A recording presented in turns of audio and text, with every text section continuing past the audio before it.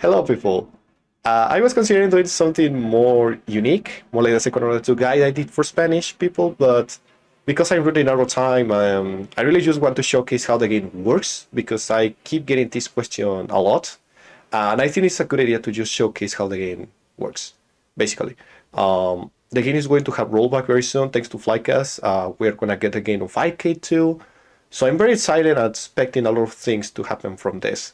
I was also thinking in doing a commemorative tournament when the actual build, like the actual public release, is out.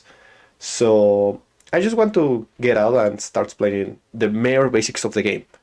I might do a quick character rundown guide, but I don't think I will totally explain a lot of things outside of the mere basics, which we are totally going to see. So the high runner is approaching fast, and welcome to the world. So right away, you see that there's two dash types that you can change when you press start. Even if you choose a character, you can change it. I'm going to explain this later on, but in the meantime, let me just choose the best training dummy. You can also choose the stages, which don't really affect a lot. It's more like choosing a soundtrack. If you press any button, you can select the original song. If you press C, you will get the extra song. But this time, just a little thing to know if you want to change songs a little bit. Alright, so the first time you get in here, you will see this. It's like, well, I kind of understand half it, but not really as much. So on the upper side, you will see your usual life bar, which is the blue one, and the green one, which is this one that's charging right there for both players. Something that I want to mention is, this is your power bar, where you use special moves, like for example, neutral C is one of them, and it will waste one. It has more usages, but I will explain that later on. This bar will change according to the character. For example, characters like Mika has 4, Champo has 6, Ernula has 5, and so on and so forth. The second thing that you'll see is all of these rotating circles that your character has, and it's very noticeable that every character has one difference. It has 2 usages. The first one is noticing if your weapon is available for recharge, because you cannot spam everything. And the second mode is when you are close to the opponent, you see that they disappear. It's because you enter in melee mode. The most outer ring represents your main button, and the most inside ring represents your sub button for that situation. So if I get close and I press M, notice that my character, Champo, will instead try to get close to her. So what happens if I press a lot of M?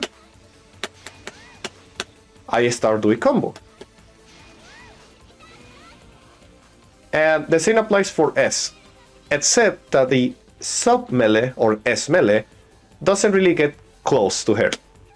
She will just do the attack, which these attacks, by the way, can cancel bullets, but they can be very risky because some strategies don't really do that anyway. So if I go close to her, she will die, basically.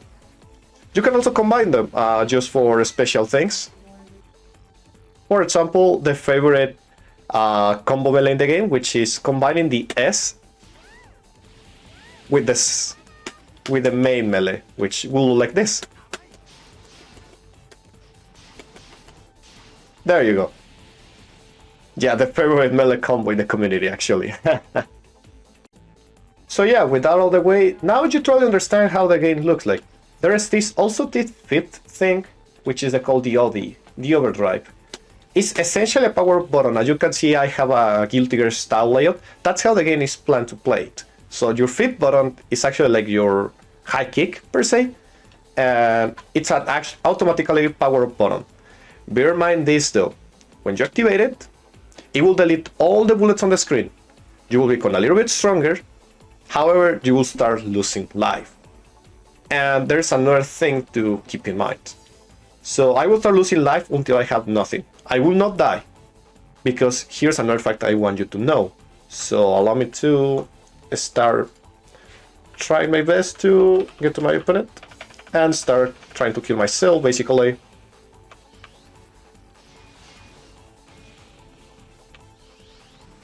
There you go. Once my life bar is gone, it now says something called vanish. I basically have a smaller hitbox, which you can see right there. It's like a little red dot. When I'm, yeah, there you go. It's that flashing red dot. That's my actual hitbox of the game now. I become a little stronger, and then I can do something else, which I will explain a little later on. This applies for both characters, which also I can explain this. When the game starts running to 20 seconds and less, both players will start losing life. As you can see for Champo, she doesn't have overdrive, but she's losing life. And it will happen the same. Until both of you are on vanish mode, you will both start losing life. So it's a good thing to keep in mind that you have a last chance when your life bar is gone. So you don't automatically lose the game. Because I see a lot of people like, oh, why I'm not dead? Well, it's because of that. The game gives you one last chance to actually die. Alright? Now, without out of the way, I can explain what the A button is. Because it's very context sensitive, it's actually the best way to dash and barrier. Well, because it's bottom, the single button, isn't it? So, for the old method, and the method that most people recommend, myself included, to play the game, when you hold neutral and press A, you will do a shield, which can also be used for, like, for example, manual aiming, because you will always try to catch your opponent when you are shooting. So this will give you a variation of your attack. For example, Champo has main, right? But if I'm holding barrier, the attack changes. And this applies for all the attacks that are possible, which are main, sub, and some variances according to the character. And when you are moving and press A, you will dash. The dash is very important because I will explain you something. Commands in this game are usually like left, right, right, right, probably a 360 in the worst case scenario. So for example, Sakurako has a 66C. But if you saw very quickly my outer ring start being red, what does that mean, you might ask? Well, if I do it again and try to spam it, I will not be able to do that. So by doing a dash cancel, which by the way is dashing neutral A, dashing barrier basically, you see that I just cut off my dash, and even the little grid that appears on my left says dash cancel, dash cancel. So if I do a dash cancel, you will see that the red reload is no longer a thing. But for example, for Champo, you have left right C, dash cancel, left right C. And you can see that I do not need to wait for the reload to happen. I cancel it. Not only you dash cancel, but you also cancel your reloads. Again, checking your movies does that, but it's usually like a yes. Sakura's Ghost missiles are just an exception because, yeah, balances for the game. Another thing to keep in mind is the barrage input, which I already explained it. You have your special moves with, you can do them with C or by pressing M and S at the same time. For example, 66 MS. And they will come out also too. This is because the game was at first a 3-button game, but they made it a 5-button game in this release of the game. So the C is basically an official macro that you can use, and whichever method is better for you is completely fine.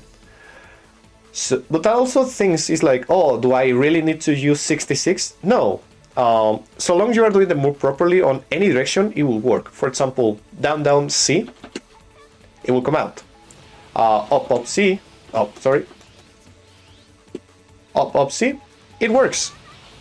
The same can apply for Champo. She has, for example, left, right, which is left, right, C, up, down, C, up, down, C, they will come out.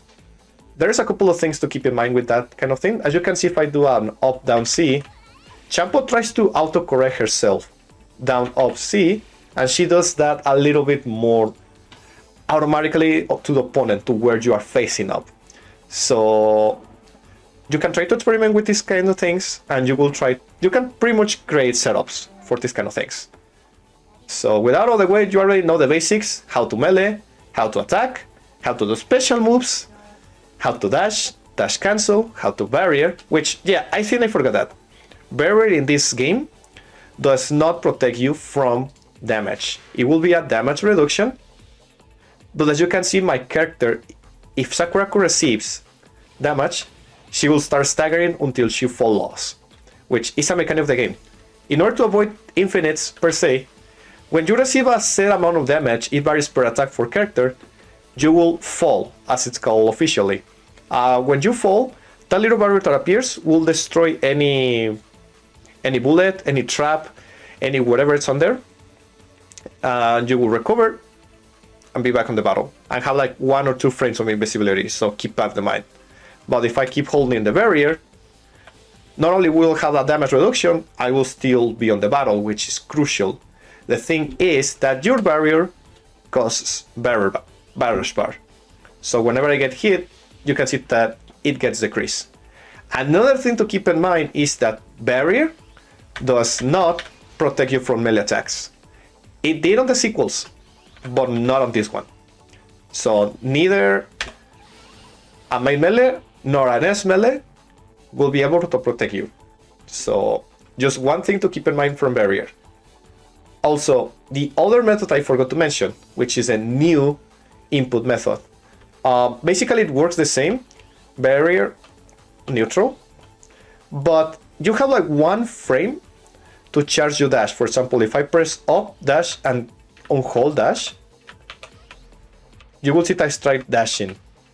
It's honestly, in my opinion, a little less intuitive because you need to basically press the buttons at the same time for it to actually kind of come out. See, for example, if I do it at the same time, it comes easier. But if I don't, I keep spamming shield. So that's one of the reasons why I need to recommend people to use all instead, is because it's more intuitive. Neutral is barrier, move is dash. That's it. There is no like frame charges input and that kind of things. So yeah, you already know how to dash, how to barrier, you know what the melee auras mean, you know how to do special moves. Now we need the other thing, which is the boss stock. You see your little B on this side of the screen? That means boss mode. So if the next requirements are met, you can transform into a giant shooting up boss. The number one is at least have 1 charge of barrage bar. And the second one is, well, press the next 3 buttons, which is M, S, and A at the same time. Which, by the way, if you press C and A at the same time, it will not come out. You need to press these 3. Alright, so Sakurako is a giant warplane. And these boss modes actually have their own command inputs. They all have also a neutral input, which you can see right there. If I'm not shooting, Sakurako still shoots. They say it applies for everyone, and it's an actual move. Champ also has one. Oh, wrong moves. I'm using the keyboard, sorry. So it's 1, 2, and 4. There you go. And she also has a neutral shoot. She also has a couple of special moves like that rotative. You can move around. You can press buttons to keep more attacks. So yeah, that's what the actual boss mode is. So long you have barrage bar and a stock, you can get into that. You both are going to start with 2 stocks. And because again it's a 2-round game, you will do the next requirements. Each time you use it, you will, well, lose it. If you win the round, you will not recover the stocks that you used. If you lose the round, you will recover 1 stock. And the last thing is, you see I'm in vanish mode now, and I have barrage bar. So what happens if I transform into a boss mode? I will be transformed to call the final boss mode. These are generally faster, have better patterns, have a little bit more damage, and you also get to another special move, which is your special attack. In the case of Sakurako, is also pressing boss again, and you will do this little bombardment attack. So let me see if I don't die with Champo's. I can show you. Yeah, okay. And Champo can also do this. Her special move is less fancy, but honestly better. So the special move is you press the action button and a direction, and you will change positions, which is honestly pretty cool to create pressure, a neutral move, that kind of things. Another thing to keep in mind though, if you use your final boss mode and you survive, you will not be able to transfer it to boss mode again during the round.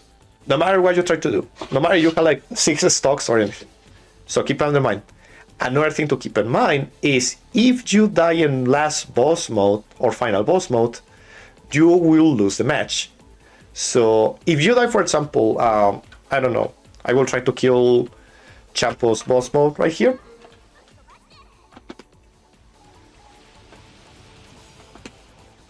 The only thing that you are creating is your opponent to have extra barrage bar, and you will have none as the boss player. So yeah, this, well, you get the idea. So keep that in mind. These are the complete basics of Senkoro Ronde, which I will now get into a quick character rundown so you have a general idea of what's going on. When you are in the character select, again you can change your dash types. I recommend to use alt. You will see the next characters. Beak Champo. Very rushdown character, very novice friendly, has very good attacks overall. She's a monster on competitive. But yeah, very fast character, very rushdown oriented, but not as much as rushdown as one of the next guys. The next character is Mika Mikli. This character is more Ryu oriented, I dare to say. Has a somewhat considerably better sub-weapon, which are missiles, which stagger easier. If they get destroyed, they leave a little explosion that can screw your opponent. You know, that kind of thing. So yeah, the two most novice-friendly characters in the game, period. But very good once you get around them. The next character is Quillan, aka the fastest character in the game, and also the lowest with stamina. He will run very, very fast, he will have a lot of trap setups, but he will die very quickly if you are not careful. The next character is Fabian the Fast Man, and yes, that's how it's called. The second fastest character in the game, but also even more rushdown oriented than Champo. Has one of the most annoying bosses in the game, and his overall weapons are very good. I also recommend this one as a novice friendly character, probably the third one. And yeah, also very fun to play. He's also literally snowboarding on space. So there's that. Lily Levinas, aka, don't pick this character if you are new to the game. She's very hard, has a lot of quirky stuff, and she could be considered a charge summoning character, kinda like a Guile. You can play her, but bear in mind to how the game works. You will suffer just a little bit. So I really recommend to not play her right now. Now with Sakurako, as you saw her before, she has very good main, a very good missiles, which is one of the best moves in the game, kills boss very fast or damage them very well. She's kinda heavy and kinda weird with some of the shot arts that she has. But other than that, a pretty good character role. I dare to say that when you hang around with the game a little bit, you can try her. She's also setup based. So she has the sub that you can hide behind that, and it will destroy bullets for a period of time.